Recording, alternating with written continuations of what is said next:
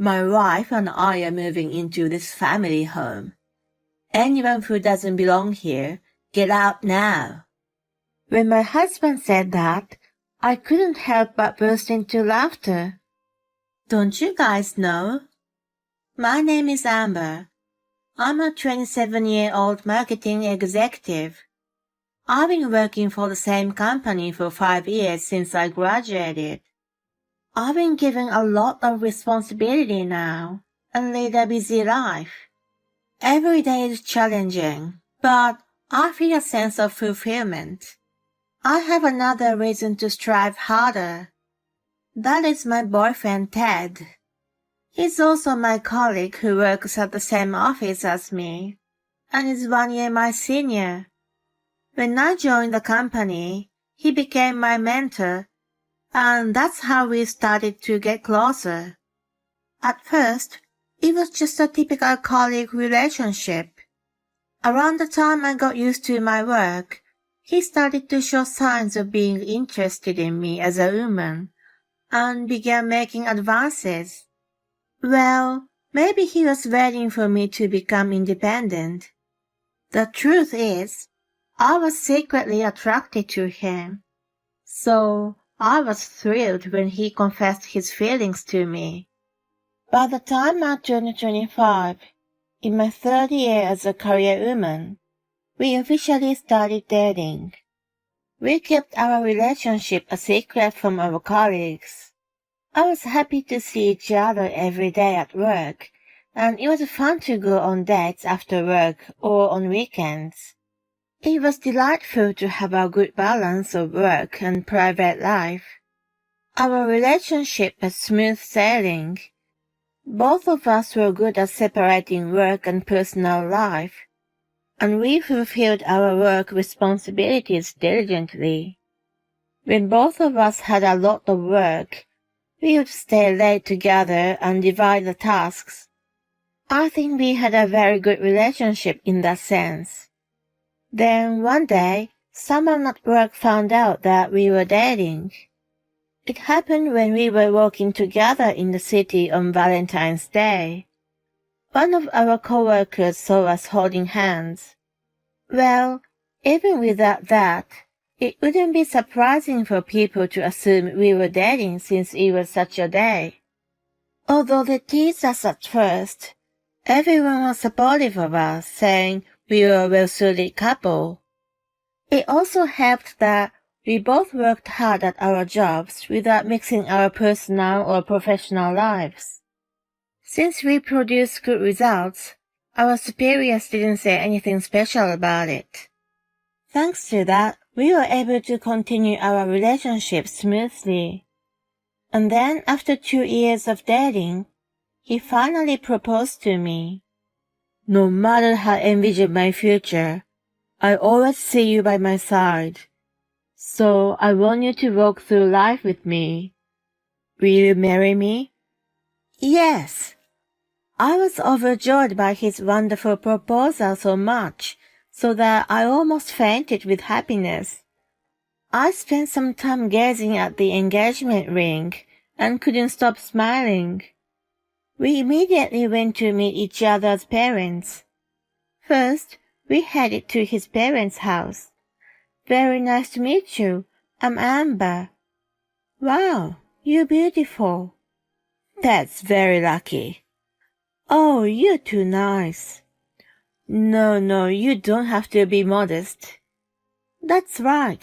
That's really lucky." "Hey, you guys are putting me down too much, don't you think?" His parents were very friendly, kind and funny. Their smiles never fazed, and we had a pleasant time from start to finish. "Your parents are so nice." "I'm glad to hear you say so." "It's my turn now, isn't it?" "I'm nervous to meet your father." "He's also nice, so you don't need to be nervous." "Yeah, but I still do, you know." "Will he approve of our marriage?" "I've already decided to marry you, so it doesn't matter if he does or doesn't." Besides, he's not the kind of person who would interfere with his daughter's marriage based on his own opinion. Well, that's good to hear. He seemed a little relieved, but still quite nervous. Then a few days later, the day came for us to visit my parents. Did you sleep last night? I know you're teasing me, right? I couldn't sleep much. I knew it. While having that conversation, we walked a few minutes from the nearest station to my parents' house. Welcome, guys. My mom greeted us at the front. It's nice to meet you. I'm Ted, the fiancé of Amber. Oh dear, you seem so nervous. Yeah, he is. When my mom and I started laughing, he joined in and seemed to ease his tension a little. As we headed to the living room, my dad was waiting for us. Ted introduced himself politely, just as nervous as before. My dad welcomed him with a genuine smile. Nice meeting you too. I'm new. Seeing him return the greeting warmly, Ted seemed to relax a bit. From there, we carried out our conversations cheerfully. Ted, please take good care of our daughter. Yes, of course I will. They shook hands firmly. I watched them with a smile, feeling delighted. Afterward, we proceeded with the preparations for the wedding. During that time, we had dinner with both families. There was a cheerful exchange between the parents from both sides. Amidst that, there was another person from my side of the family who was meeting Ted and his parents for the first time. Hi, I'm Sarah. Nice to finally meet you. You're a pretty good-looking guy. That was how my sister introduced herself to Ted. She's 5 years younger than me and was a 22-year-old college student then. Since she was still in the student mindset, she tended to be a little hyped up. Ted had great people skills, so he easily clicked with her energy. Really? It's the first time someone said that to me. You're good with flattery. You're being too modest. You seem very nice, Ted. You found a great guy, Amber. I know. She had an outgoing personality and a light-hearted attitude. I thought she would have gotten along well with someone like Ted, who was flexible. Since he was an only child and had no siblings, I wanted him to enjoy having a sister too. The dinner with the two families went without a hitch and ended pleasantly. A few months later, Ted and I held our wedding. We had many discussions and put a lot of effort into the planning, so we were quite pleased that it turned out exactly as we had hoped. Our colleagues and friends seemed genuinely happy for us, which made us feel truly blessed. Right after the wedding, we went on our honeymoon, and upon our return, we started our newlywed life. I was exalted to live with my beloved husband. Every morning when I woke up, he was by my side, and he was there when I went to sleep as well. Moreover, since we worked at the same company, we commuted together. It was like a dream to be with him all the time. As we were both busy, we shared the household chores. He liked cooking and was better than me. Even with simple dishes like mac and cheese or grilled salmon, he added a little extra touch, making them incredibly delicious. I felt fortunate to have a husband who was not only an excellent cook, but also brought me joy. We collaborated and handled chores while fulfilling our respective jobs. Our colleagues praised us as an admirable couple. When we were not working, we mainly indulged in our shared hobby of watching movies. We loved foreign films and enjoyed 2 or 3 a day. We watched a considerable number of movies throughout the year. What shall we watch next weekend? I often browse movie review websites during my lunch break. Our married life was filled with simple happiness. However, around 3 years into our marriage, something happened that changed everything. It was on a weekend. When the doorbell rang, I thought it was a delivery, but the person standing outside the door was someone unexpected. It's been a long time, Amber. Sarah, why are you suddenly here? Can you let me stay here tonight? Huh? She showed up out of the blue. Not only that, she was asking to stay the night. I mean, it's a bit too sudden, don't you think? Please, I have nowhere else to go. What do you mean? I couldn't understand the meaning behind her words. And just then, Ted emerged from the living room. What's going on? Oh, Sarah, long time no see. Hey, Ted. Why are you guys talking at the door? Come inside. He then took her luggage and led her into the living room. You're so kind. I was hoping to end the conversation at the entrance. I was certain that if she came inside, she would have definitely stayed the night. Sarah, tell me the rest of what you were saying just now. What do you mean you have nowhere else to go?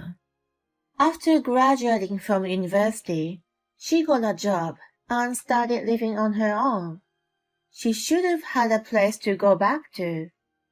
I couldn't afford to pay the rent. How come? What about your job? It didn't work out, so I quit. You had finally landed a job after struggling, and it lasted for 3 years, right? You could have continued for a bit longer. Oh, I quit that job a long time ago. I was working part-time. Hold on. How long did you stay at your full-time job? Until a bit before Thanksgiving. That's only about a month. Why didn't you tell me something so important? Don't get upset like that, will you? When she went to our parents first and told them everything, she was fiercely scolded by Dad, then kicked out. Of course he'll be angry. How selfish are you? Okay, let's just calm down. She must have been going through a lot and made that choice. It's unfair to just get angry at her. Ted tried to take a neutral position, but that would have only made her take advantage. You're so cool. No one has ever stood up for me. Thanks. Well, it's not like... Please, Dad, let me stay here tonight. She pleaded him with Bambi eyes. Then, without hesitation, he said, Sure, why not? All I could do was exhale deeply in resignation.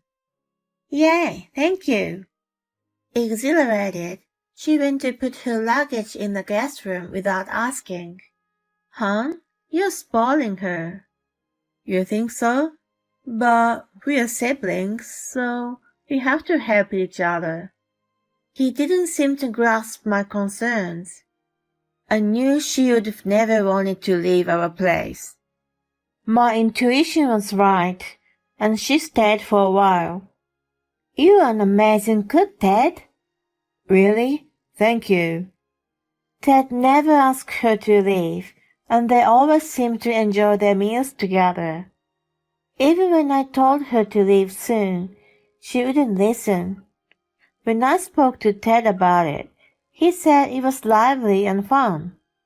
I had no choice but to talk to my parents. They were so mad that they immediately came to our house. Sarah was taken aback by their sudden visit. Dad gave her a harsh scolding, which made her finally reflect on her actions. She decided to leave soon, and at last I was going to be free from her. But then came the drama.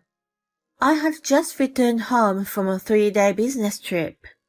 When I entered the house, Sarah's jackets were gone from the closet. There was no luggage in the guest room either. I thought she must have left while I was away. I went to the dining room and found a letter on the table. I expected it to be from her. I picked it up and was absolutely stunned when I read the contents. I'm sorry, Amber. Sarah's leaving, so I decided to go with her. You've got to be kidding me. I couldn't help but let out a small cry.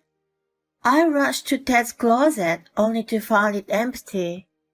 My sister and my husband had eloped together. I called and messaged both of them several times to no avail. I crumbled down to the floor.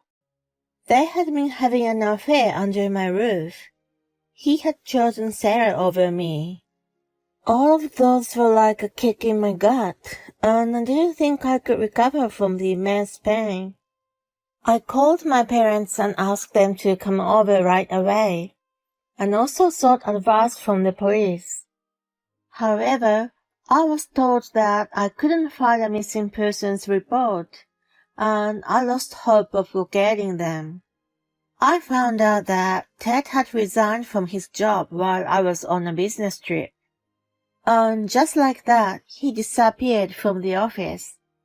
Soon after, I received the divorce papers in the mail. I desperately tried to find them, but it seemed impossible. I reluctantly signed the papers and submitted them, pretending to be a complete stranger to my husband. I hoped that I'd never have to go through such a painful experience again. People around me sympathized with me, understanding how cruel Ted had been. Work became the only way to distract myself from the pain. I focused solely on my work from then on. 10 years passed in the blink of an eye. I was still working as hard as ever. Then one day, unexpected visitors showed up at my house. Hi, Amber. We're back. We had nowhere else to go, so we came here. Unbelievably, Ted and Sarah appeared after 10 years. I wondered what their intentions were. The house they came to was my parents'. They shamelessly showed up without a trace of embarrassment. I took a deep breath. It's pointless for you to have come. They refused to listen to me and tried to rely on my parents. Dad will forgive us after 10 years, don't you think? Ted's parents are still mad, so we couldn't go to their house. But my parents will be different. We'll move into this house. Anyone who doesn't belong here, get out now. When Ted said that, I couldn't help but burst into laughter. Don't you guys know? Mom and Dad have already retired to the countryside. So this house is in my name now. No way! It's not fair that you live here all by yourself. Who said I'm alone? You're not? Just then, my current husband emerged from the living room. Hey guys, I'm her husband. Just to let you know, I'm a police officer. Police? Not only surprised by the unexpected presence of my husband, but they were flustered upon learning about his profession. I'm happy to see you doing well after all this time. Right, I'm relieved to see you well. Saying that, the two of them started backing away. Stop. If you guys want to live here, you can. Really? You're so sweet. It appeared that their simple-minded nature hadn't changed as they paused and delighted in my words. But only if you pay for the upcoming full renovation. That's impossible, obviously. Don't give us a false hope. You two had an affair, left the house on your own, and now you're back, yet you dare to say such a presumptuous things? I have suffered a lot because of your betrayal. I was that bitterness that fueled my determination, and now I've become the VP at the headquarters. Seriously? You've risen that high? I kept working hard after you were gone. What about you guys? You quit your jobs, eloped, and now you're back. It's because you don't have any money, isn't it? Well, when confronted with the truth, they both hung their heads looking down. After they eloped, they worked part-time to ends meet, but it was getting insufficient. Unable to pay the rent, they were finally evicted from the apartment. I'll hook you up with a job if you want. Are you mocking us again? Enough already. Well then, there's a living job available, but... When I mentioned it, they eagerly took the bait. Really? Come on, tell us more. It appeared they were truly desperate. All right, let me contact them. I made a phone call right away. They want you guys to come now. I'll drive, so let's go. Yes. My husband and I got into the car and took them to the location. It was a farmhouse where my parents and uncle lived. Could this be... Yep, Sarah. You, what are you doing showing your face here now? And you, I won't forgive you for betraying Amber. When we arrived, Dad approached the two of them in a rage. They cowered in terror in his menacing look. My husband and I removed their belongings from the trunk and go back inside the car. What are you doing, Amber? Where are you going? We have no business here, so we are going home. Good luck with the farm work. Wait. We left them behind. They are now disciplined by my parents and uncle, enduring daily lectures and forced to do farm work. I hear they are mentally and physically exhausted, with lifeless expressions on their faces. I truly think it serves them right. On the other hand, I am happily living with my husband. I intend to continue working through life with my reliable partner.